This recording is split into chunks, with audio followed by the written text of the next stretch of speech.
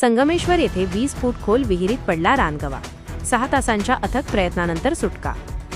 संगमेश्वर तालुक्यातील तुरळहरेकर वाडी येथे आज माणुसकी आणि वन्यजीव रक्षणाचा एक विलक्षण थरार पाहायला मिळाला.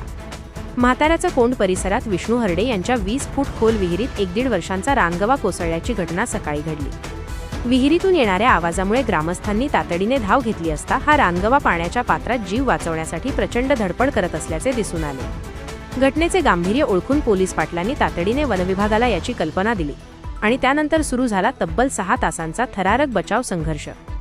विभागीय वन अधिकारी श्रीमती गिरिजा देसाई आणि सहाय्यक वनसंरक्षक श्रीमती प्रियंका लगड यांच्या मार्गदर्शनाखाली वनविभागाचे पथक तातडीने घटनास्थळी दाखल झाले. विहीर खोल असल्याने रानगव्याला सुखरूप बाहेर काढणे हे प्रशासनासमोर मोठे आव्हान होते. परिमंडळ वन अधिकारी सागर गोसावी आणि त्यांच्या टीमने अत्यंत कल्पकतेने जेसीबीच्या सहाय्याने विहिरीच्या एका बाजूला खोदकाम करून उताराचा मार्ग तयार करण्याचा निर्णय घेतला. भर उन्हात एकीकडे डोंगर पोखरण्याचे काम युद्धपातळीवर सुरू होते, तर दुसरीकडे वनविभागाचे कर्मचारी विहिरीतील त्या बिथरलेल्या रानगव्यावर सतत लक्ष ठेवून त्याला आधार देण्याचा प्रयत्न करत होते. सकाळी 9:30 वाजल्यापासून सुरू झालेली ही मोहीम दुपारी 3:30 वाजेपर्यंत अत्यंत तणावपूर्ण वातावरणात पार पडली.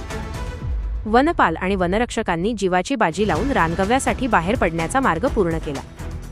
अखेर 6 तासांच्या अथक परिश्रमानंतर त्या रानगव्याने तयार केलेल्या वाटेवरून सुरक्षितपणे विहिरीबाहेर पाऊल ठेवले आणि थेट जंगलाच्या दिशेने झेप घेतली.